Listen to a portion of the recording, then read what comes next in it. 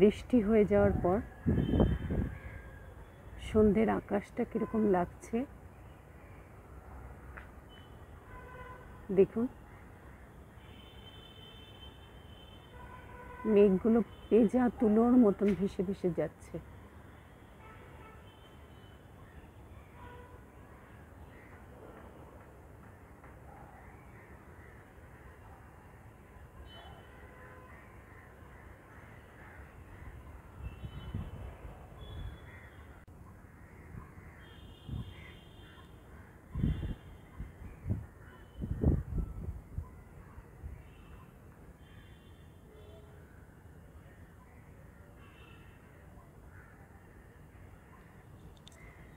কালো মেঘটা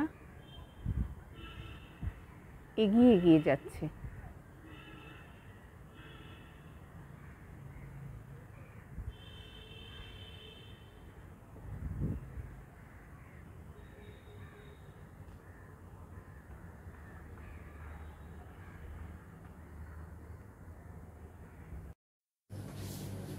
Good morning and welcome back to my channel Living Heart. আজকের ব্লগটা কিচেন থেকে শুরু করছি। গুড মর্নিং টি। সকালবেলা ঘুম থেকে উঠে ফ্রেশ হয়ে আগে এক কাপ চা খাওয়া যায়, না হলে ঠিক।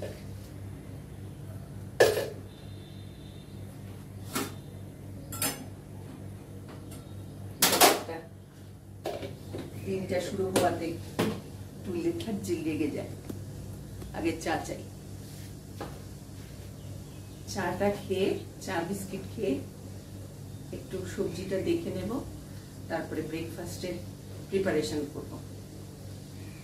বেশ কটা দিন হয়ে গেল আমি ব্লগ দিতে পারছি না। তার কারণ হচ্ছে গিয়ে কিছুটা শরীরটা একটু এনার্জি ডাউন ছিল, আর সমস্ত কাজকর্ম নিয়ে এমনভাবে, ঘরের কাজকর্ম নিয়ে এমনভাবে মানে ব্যস্ত ছিলাম সকাল থেকে। প্লাস সকালের কদিন সকাল উইক থাকাতে একটু দেরিতে উঠছি, অটোমেটিক্যালি কাজগুলো দেরি হয়ে যাচ্ছে, তখন আর ভিডিও করা হচ্ছে না। এই কারণে কটা দিন একটু ভিডিও দিতেও পারিনি। আজকে ভাবলাম যে না, আরেকটা জিনিস আমার মধ্যে খুব এখন কাজ করে, দুপুরের পরে, লাঞ্চের পরে যখন আমি ফ্রি হয়ে যাই, তখন সে ভিডিও দিচ্ছে, আমি ভিডিও দিচ্ছি না, এই জিনিসটা আমাকে একটু অস্থির করে রাখে। যে আমিও তো সকালবেলা একটু অসুবিধা হতো, কিন্তু ভিডিওটা শুট করে রাখলে আজকে ভিডিওটা আপলোড করে দিতাম। এই ধরনের একটা কি বলবো, মনের দিক থেকে এই জিনিসটার প্রতি একটা আফসোস থেকে যায় যে আমি ভিডিওটা শুট করে রাখিনি, আমি অন্যদের ভিডিও দেখছি, আমিও তো দিতে পারতাম। এই কাপটা একটু ধুয়ে নিই। সকালবেলা উঠলে গলাটা ভারী লাগে।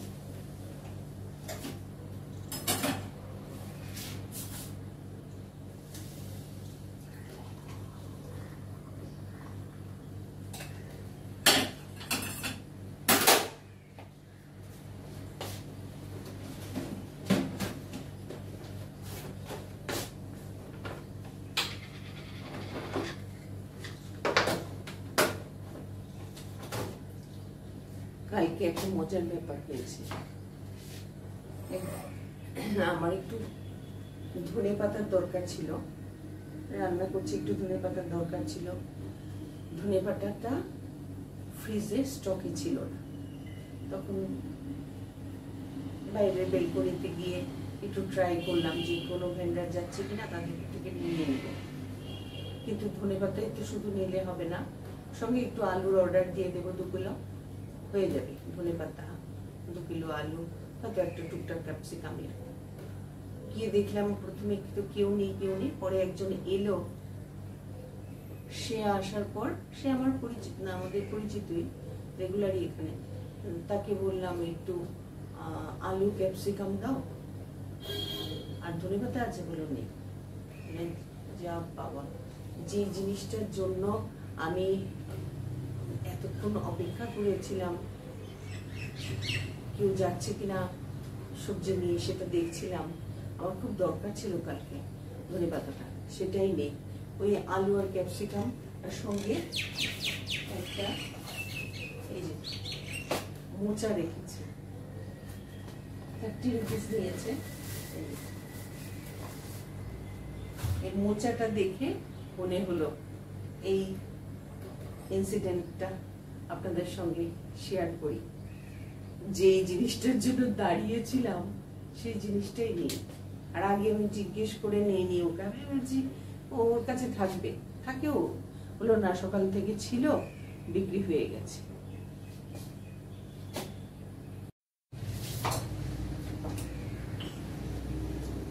মৌসাম্বিটা একটু রস করে নিচ্ছি।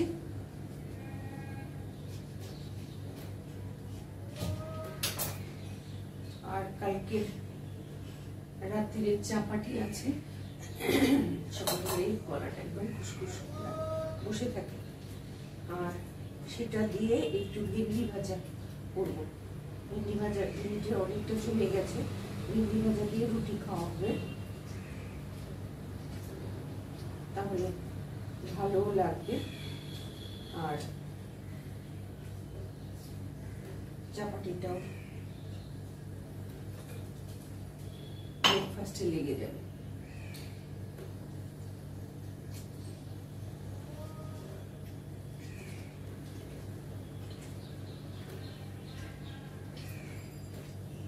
প্রত্যেকটা লেডিসদেরই এই সকাল হলে কি কম্বিনেশনে রান্না করা, কোনটা কি পছন্দ করবে, কোনটা কি পছন্দ করবে না, এগুলো মাথায় নিয়ে চলতে গিয়ে না খিচমিচ খিটমিট মাঝে মধ্যে লেগে যায়। সব সবজি সবাই খাবে না, আবার সেটা রান্না না করলেও চলবে না। একটা লাঞ্চ, একটা ডিনার, দুটোতেই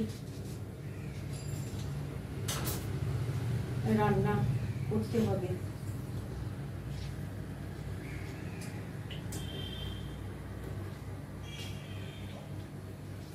আর যারা সবকিছুই খায় তাদের অসুবিধা নেই। এখনকার দিনের ইয়াংরা তো ম্যাক্সিমামই দেখা যায় সবজিতে এটা খাই না, ওটা খাই না, নায়ের তালিকা বেশি।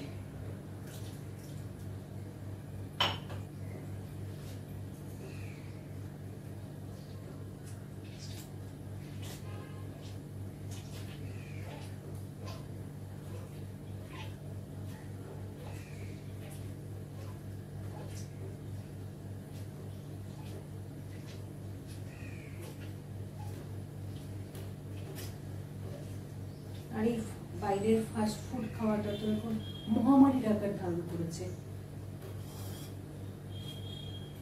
একটা বিশাল বড় ক্রেডিট ফাস্ট ফুড খাওয়া, না খেলে জীবনই ব্যর্থ। আমাদের সময় এই ফাস্ট ফুডের চলনও ছিল না, আমরা কখনো দেখিনি। ওই মিষ্টির দোকান, তাও হচ্ছে গিয়ে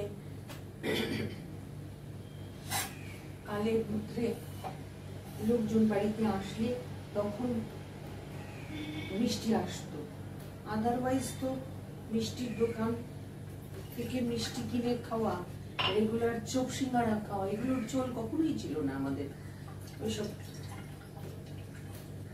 নর্থ ইস্টার্ন সাইডের দিকে। কিন্তু এখনকার দিনে তো ফাস্ট ফুড না খেলে মনে হচ্ছে যেন বিশাল একটা কিছু মিস হচ্ছে।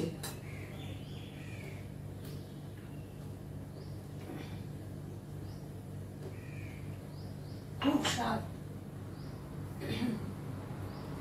বাড়ির রান্নার থেকেও বাইরের ফাস্ট ফুড সবাই ইন জেনারেল প্রত্যেকটা বাড়িতেই সেই ক্রেজটা ফাস্ট ফুডের প্রতি। আর আমাদের এখন আমরা কখনোই ছোটবেলা থেকে কখনোই ফাস্ট ফুড খেয়ে বড় হইনি। আমাদের সময় সেই ক্রেজও ছিল না, সেই চলও ছিল না। আর এখন তো প্রশ্নই নেই। ফাস্ট ফুড খেলে পরে মুখের স্বাদের জন্য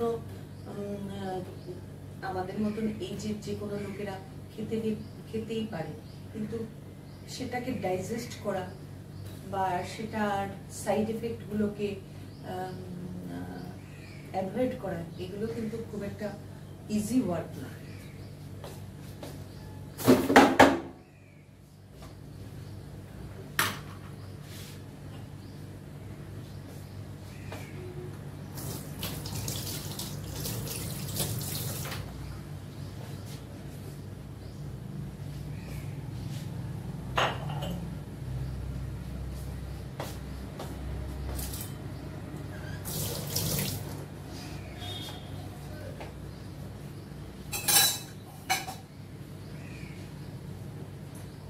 কখনো একটু স্বাদ পাল্টানোর জন্য একটা ব্রেড চপ বা একটা সিঙ্গাড়া, সেটা খাই না যে বলছি না, কিন্তু এর থেকে বেশি কিছু কখনোই খাই না।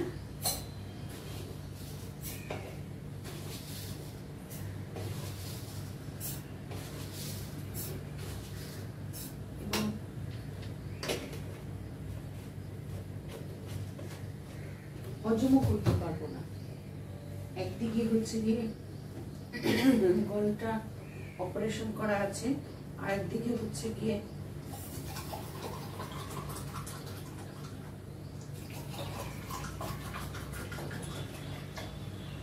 কোলনের ইনফেকশনের জন্য দীর্ঘদিন ধরে মেডিসিন খেয়েছি। সেগুলো দিনগুলোর কথা মনে পড়লে এখনো মানে ভয় হয় না।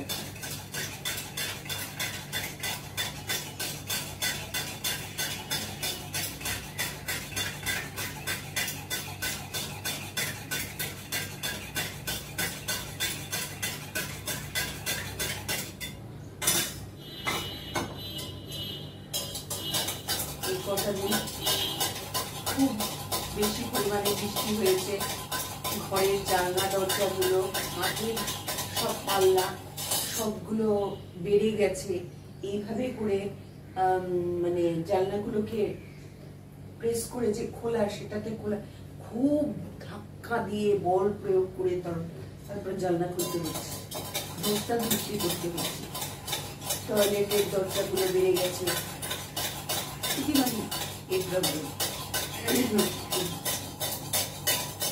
আমাদের টয়লেটগুলো যখন রেনোভেট হয় তখন কার্পেন্টারকে দিয়ে আমরা দরজাগুলোকে চেঞ্জ করে নিতে চেয়েছিলাম।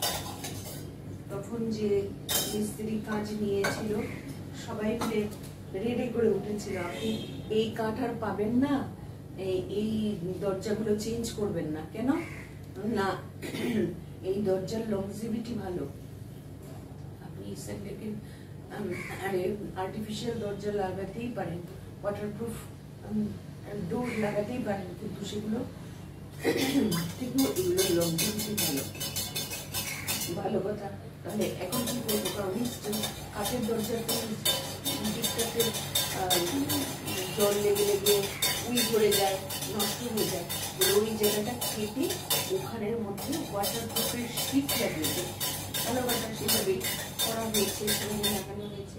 কিন্তু ওই একটা অসুবিধা, এমনিতে কোনো অসুবিধা নেই, সেটা হচ্ছে কি বর্ষাকাল হলে এটা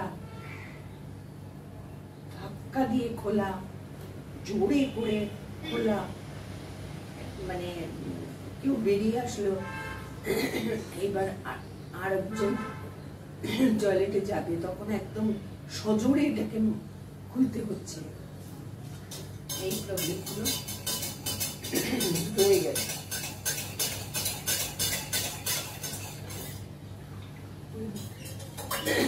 বাবা বলে থাকে বর্ষাটা যাবে তখন আবার এটা হবে, ঠিক হবে আর কি ধৈর্যের পাল্লাগুলো।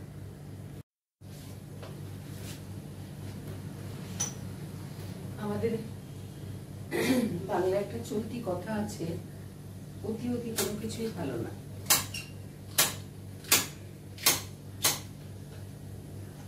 অতি বড় সংসারী নাহি পায় ঘর, অতি বড় সুন্দরী নাহি পায় বর। কথাটা কিন্তু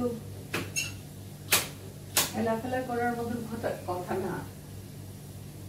এটাতে যেটা উদাহরণস্বরূপ দেখা হচ্ছে বা বলছে সেটা হচ্ছে যে অতিরিক্ত কোনো কিছু ভালো না। অমৃত অরুচি করে, অতি অতি করো না।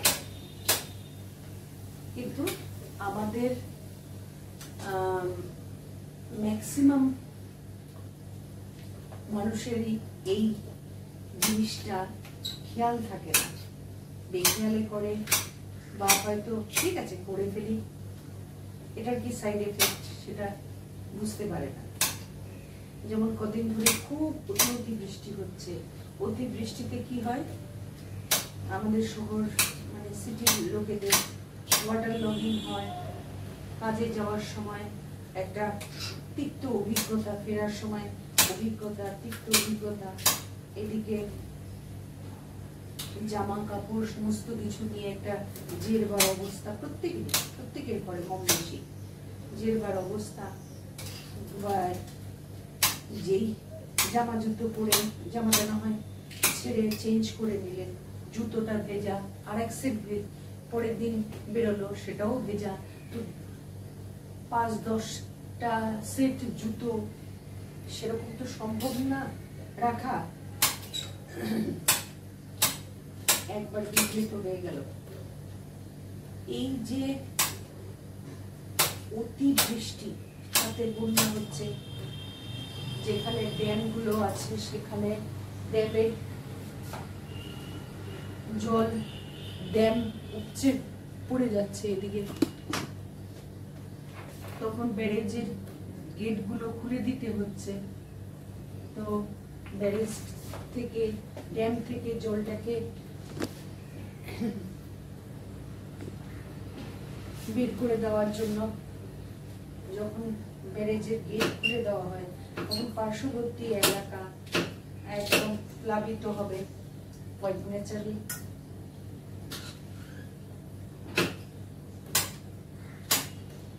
পাহাড়ে যখন বৃষ্টি হয়, পাহাড়ে তো আর বৃষ্টিটা বসে থাকে না, বা সেখানে যে নদী নালা বা ছোট লেক সেখানটায় জলটা ওভারফ্লো হয়ে নিচে নেমে আসে অটোমেটিক্যালি। নিচের যে নদী বা নিচের যে জায়গা সেগুলো বা রাস্তাঘাট সেগুলো একদম মানে বন্যার জলে ধুয়ে নিয়ে যাওয়ার মতন অবস্থা হয়। তাই কোনো কিছুই না জীবনে অতি অতি ভালো না। সবকিছুর একটা সুন্দর ব্যালেন্সিং ফিগার ভালো, কিন্তু সবসময় তো সম্ভব হয়ে ওঠে না। অন্তত নেচারের কাছেও সেই রেমেডিটা নেই যে আমি ব্যালেন্স হয়ে এই জিনিসটাকে চালাবো।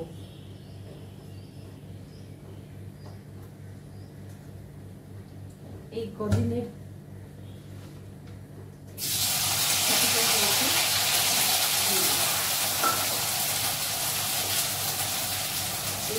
বৃষ্টিতে আমার দুটো গাছ, একটা রঙ্গন ফুলের যে হাইব্রিডটা সেটা ওই দেখিয়েছিলাম হয়তো, নামটা এখন ভুলে গেছি, সেই গাছটা নষ্ট হয়ে গেল।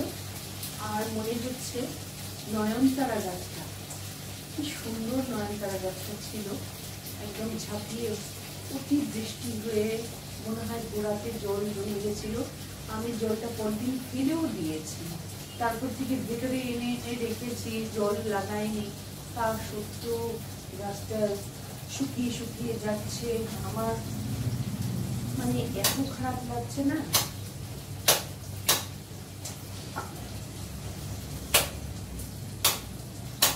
আর এর মধ্যে একটা ভালো খবর দিয়ে আপনাদের সঙ্গে শেয়ার করবো। এক দুই দিনের মধ্যে ছাদে একটা টবের মধ্যে মাটি ছিল, আগে কোনো গাছ ছিল, কোন গাছটা ছিল এখন আমার খেয়াল নেই, মাটি ছিল, সেই মাটির মধ্যে জল পড়ে মাটিটা সুন্দর ভিজে রয়েছে। আমার এই নীলকণ্ঠ বা অপরাজিতা গাছটার মধ্যে বিচি হয়েছে, সিড হয়েছে। সেই সিডগুলো তিনটে ছটা সিড ছিল একটা মানে বীজের যে পাতা ছিল সেটাতে তিনটে দুটো ছিল, ছটাই আমি লাগিয়েছি। কালকে বিকেলে ছাদে হাঁটতে গিয়ে দেখলাম দুটো গাছ অলরেডি বেরিয়ে গেছে, মানে সিডলিং বেরিয়ে গেছে। একটু বড় হোক আপনাদের সঙ্গে এই সিডলিংটাকে শেয়ার করবো, আমি ছবিটা নিয়ে আসবো আজকে। আশা করছি এটা ভালোভাবে করতে পারবো।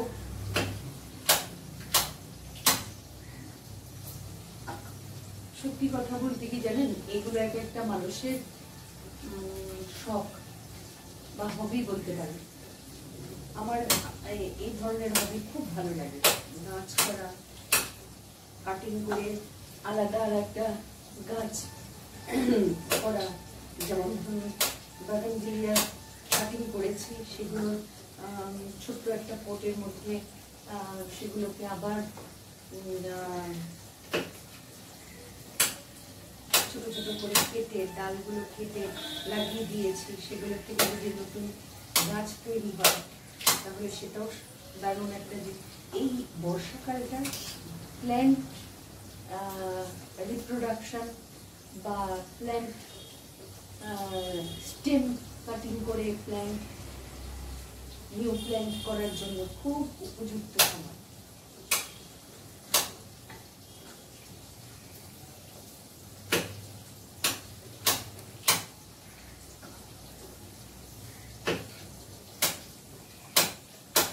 কারণ এয়ারের মধ্যে যে ময়েশ্চারটা থাকে এটা গ্রো করতে ওদেরকে হেল্প করে।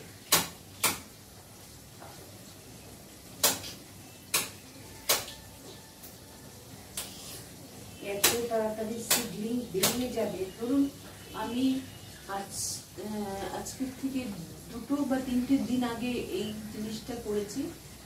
একদম ওয়েট সয়েলটা ছিল, তার মধ্যে ওই শোলার যে কাঠিগুলো থাকে সেটা দিয়ে একটু হোল করে সিডলিং আর সিডগুলো দিয়ে দিয়েছি। ও মা, কালকে গিয়ে দেখি দিয়ে ওই ট্যাঙ্কের যে নিচটাতে একটু জায়গা আছে, একদম প্রপার সানলাইটে না, ডাইরেক্ট সানলাইটে না বা বৃষ্টির মধ্যে রাখিনি। এখন তো প্রায় বৃষ্টি হচ্ছে, এবেলা না হলেও বেলা হচ্ছে, সেজন্য রাখিনি। আমি ওখানে রেখেছি, দেখি সিডলিং বেরিয়ে গেছে। আমার এই জিনিসগুলো খুব ভালো লাগে।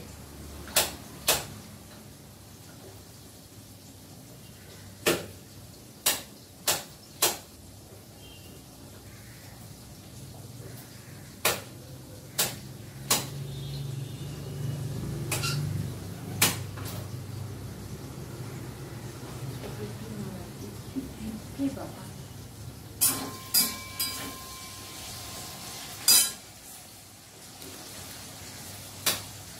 এই যে নেটে দেখা যায়, যে ইউটিউবে দেখা যায় যে ওটা হয়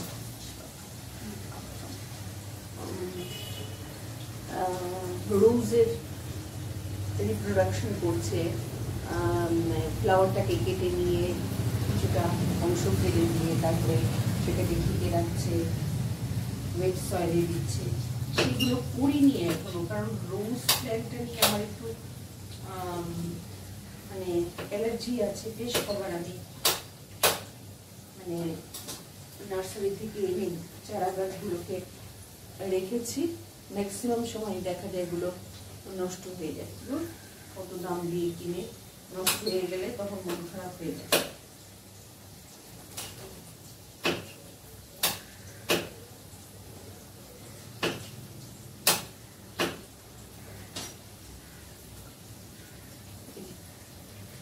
বাকিটা এটা এবার দিয়ে দেব।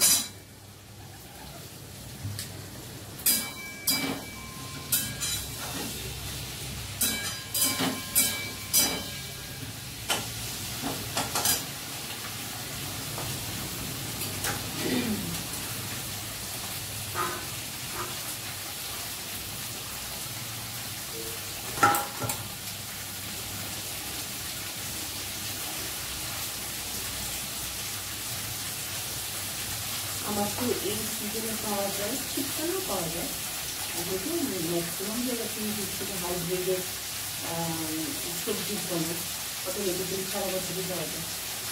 চিচিড়ি দিয়ে ভেজভাবে রান্না করলে একটু নারকেল দিয়ে কালো জিরে কাঁচা লঙ্কা দিয়ে ওটাকে ধীরে ধীরে তারপরে একটু নারকেল করে দিয়ে মিষ্টি দিয়ে নামিয়ে নাও, একটু ঘি থাকলে দিলে আরও ভালো হয়। আমরা হলুদ লবণ দিয়ে চিংড়ি দিয়ে করো জমে গেছে, কিন্তু আমি আর আমার হাজবেন্ড করা বাকিরা কেউ করে এই ধরনের জিনিসগুলো মাথায় রেখে আমাদের রান্না করতে হয়। আর তখন কি মানে খুব মাথাটা তখন কোথাকি কোন জিনিসটা করলে কমন জিনিস হবে, তখন এটার মাথার মধ্যে ঘুরতে থাকে তখন।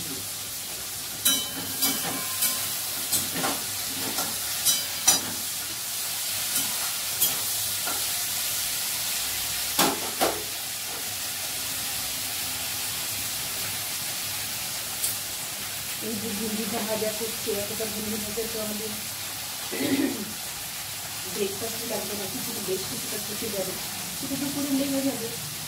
আর একটু উচ্ছে আছে, উচ্ছেটা সেদ্ধ দেবো আর তরকারি করবো। এই হচ্ছে গিয়ে ব্যাপার। তাহলে ব্রেকফাস্টটা করে নিই, তারপরে আবার আসছি।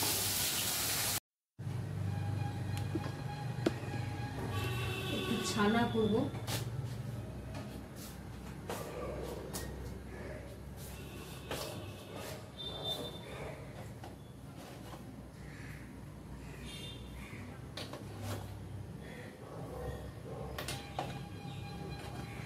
আগে ছানা দিয়ে চাপাটি খেত হাজবেন্ড, এখন ওই একঘেয়ামিতে লেগেছে বলে খাওয়াচ্ছে না, কিন্তু খাওয়াটা মাঝে মধ্যে খুব দরকার, তাই আমরা একটু ছানা করে নিচ্ছি।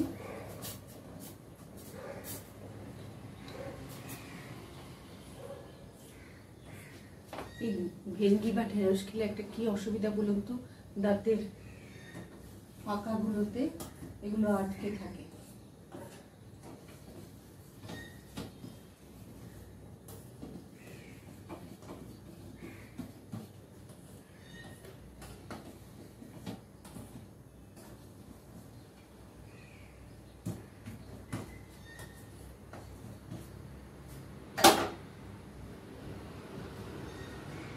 আমার তো এই সামারের মধ্যে একটা পটল ভাজা বা ভেজ যেদিন হবে, একটা পটল ভাজা বা একটা ভেন্ডি ভাজা, সঙ্গে হালকা পাতলা মুসুর ডাল, একদম তবা তবা দারুণ লাঞ্চ হয়ে যাবে, আর কিছু দরকার নেই।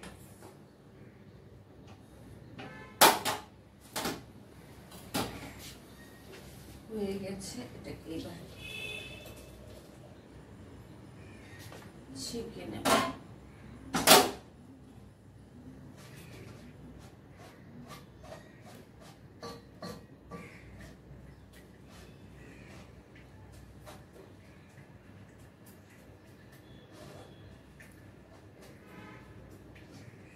মাঝখানে আপনাদেরকে বলেছিলাম কিনা জানি না, শ্যামবাজারে গিয়ে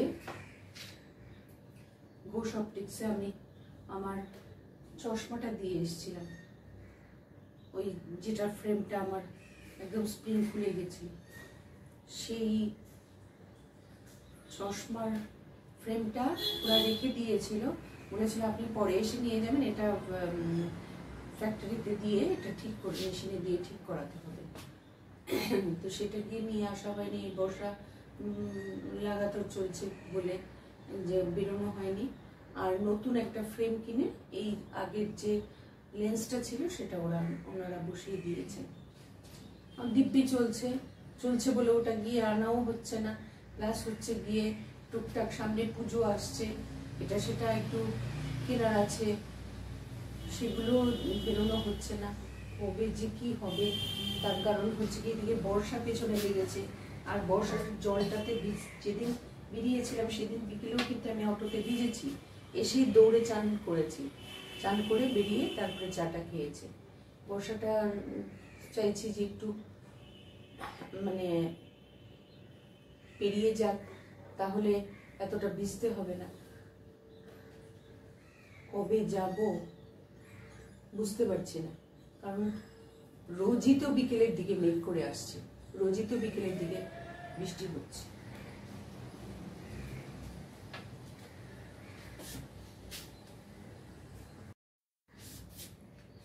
তাহলে আজকের মতন ব্লগটা এখানে রাখছি।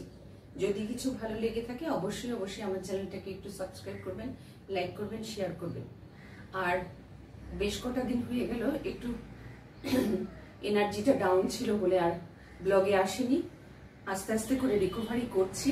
আমার চোখ মুখ দেখে কিছুটা বুঝতে পারছেন হয়তো, একটু ডাউন এনার্জি যাচ্ছে, কেন জানি না। আর এক্ষুনি ঠিক মানে তার জন্য টেস্ট ফেস্ট করানো বা ডাক্তার দেখানো সেগুলো করছি না। সুগারটা তো কন্ট্রোলে আছে, সুগারের ওষুধ খাচ্ছি, দেখা যাক কি হয়। আস্তে আস্তে করে ব্লগ করছি, এমন কিছু ভিগোরাস অ্যাক্টিভিটিস রাখছি না যাতে আমার ব্লগটা করতে গিয়ে আমি একটু ক্লান্ত হয়ে যাই। যেগুলো সিম্পল কাজকর্ম সেগুলোই করছি। তাহলে আজকে আসি, আপনাদের সঙ্গে দেখা হবে আবার নেক্সট আরেকটা ব্লগে। ভালো থাকবেন, সুস্থ থাকবেন।